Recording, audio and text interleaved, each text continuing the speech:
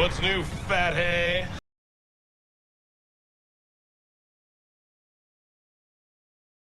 As my personal self. And I quote, please tell Matt not to reveal the winners of the vote. Tell him he's doing a great job up there, that I love his purple shirt.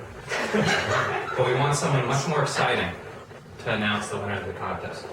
And I'd like to bring out the mouth of the South.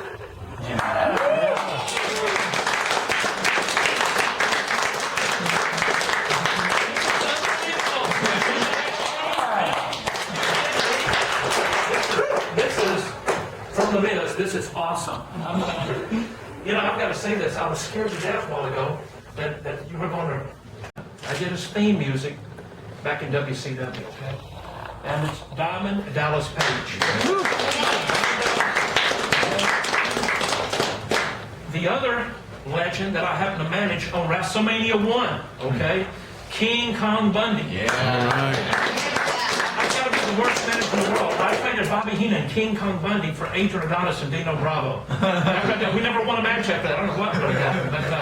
But King Kong Bundy is also going to be in the 2012 Legends Pack.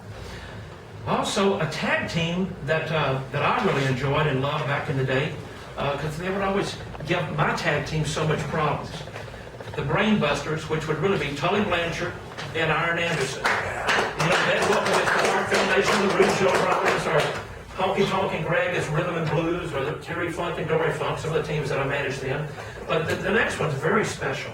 I think that she was managing back before the word diva was used, but it's Miss Elizabeth. Yeah. So Miss Elizabeth, going back in history with them, I was from Memphis, Tennessee originally, and of course that's where Randy and Liz and Lanny Papa were from, and so we had a great bond and great connection back when I worked in the smaller territory with Jerry Lawler and Andy Coppin and those guys. But I'm glad to see Miss Liz in. And you already said that Andre the Giant and the Rockers, right? They're going to go to Comic-Con and everything else. But I have to say this, like Santino said earlier about when he goes to Walmart and Kmart and stuff, I always walk through there and look and see what's happening with the Mattel stuff, which is always great, but I always make sure I look for that one figure, that Jimmy Hart manager action. But I'd even settle for a Mattel megaphone, any color you want. I've got all of them. I've kept everything we've ever had in our storage over there. When I was with the Hulkster, it was red and yellow. When I had the Hart Foundation, it was always in pink and black. And of course, this is the WrestleMania 3.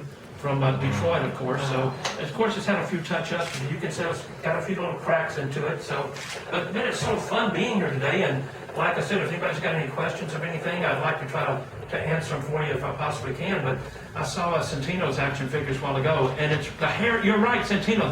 The tattoos, the hair. Mattel does it the best. I mean, they really do. It's phenomenal. It really is. Just everything is just great. Is there any questions anybody would like to ask? What Jimmy Hart figure would you like to see? Well, you know what?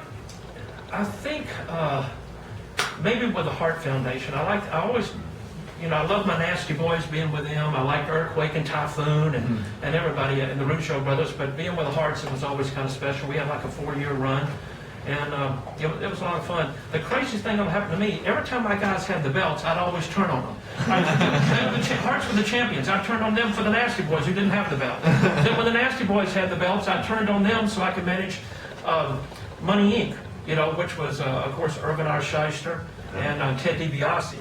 And then, of course, I turned on them to manage Hawk and Brutus. So I don't think I know what I'm doing in this business. They both champions for guys who wasn't champions. But I just, the Mattel does it the best, man. I'm not saying it because we're standing up here, but they really do. You can look at any other action figures on the market today.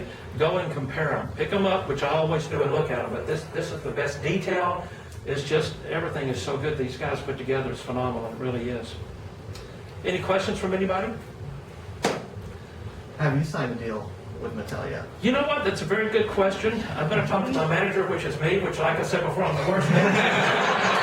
The worst in the world. If anybody's a champion, I'll kick them to the curb, man. But it's all good. But everything these guys put out are fun. And I'm going to tell you, yesterday we were at Fan Access, of course, and you will not believe how many figures that all the kids would bring in just from the stuff that's already out, you know. I looked at John Cena's line, which was all the way around the block, down the road, back up to airport, probably. But a lot of action figures were brought over, Mattel action figures were brought over, and we gave some away yesterday, too.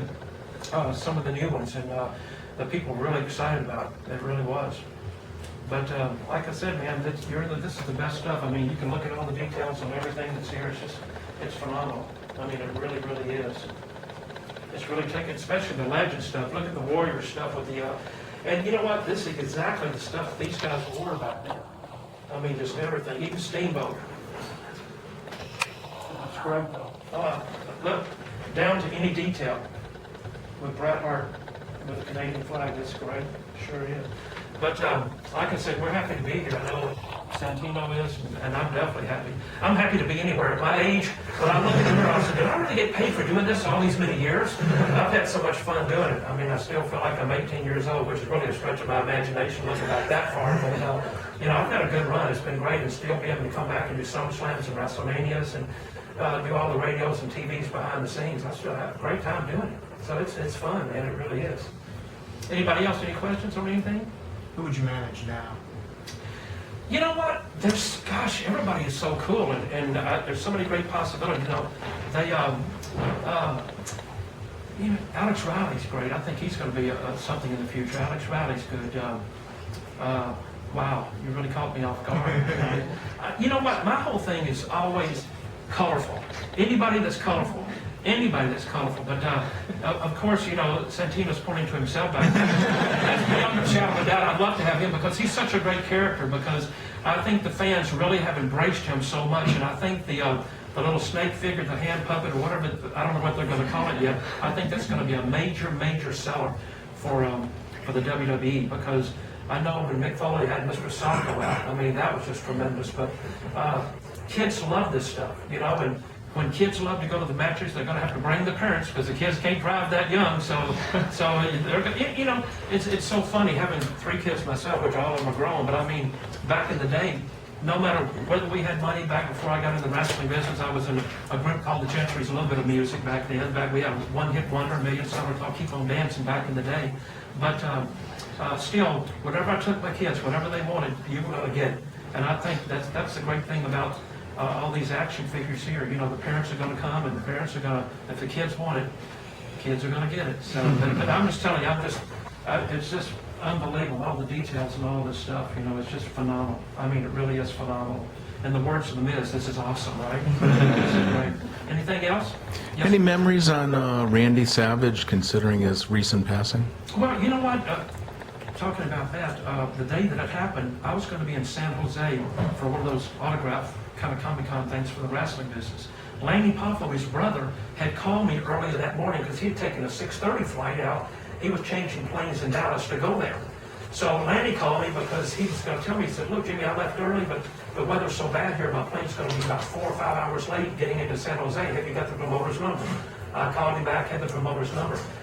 It felt like maybe 30 or 40 minutes later, all of a sudden the phone rang, it was Lanny, and he goes, Jimmy, he said, Randy's dead. I said, what? He goes, yeah, they just called me from the hospital. He just got killed in a car wreck.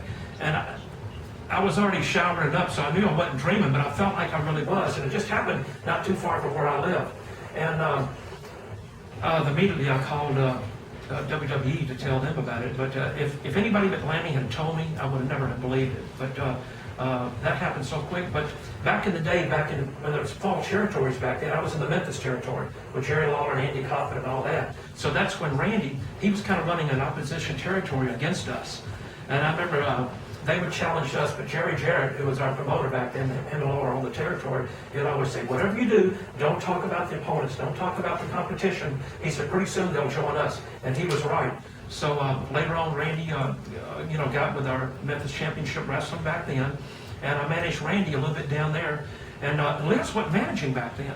So one last little story on that real quick here. I won't burn you to death on these things, but I was on a plane. I think I'd been up here for about 6 or 7 months. I made the first WrestleMania for the WWE, and George Scott and Vince both called me and said, look, you got to go to Memphis. I said, why? I said, you know Randy Savage? I said, yeah, I worked with him for 2 years down there. And he goes, we'd like to have him up here.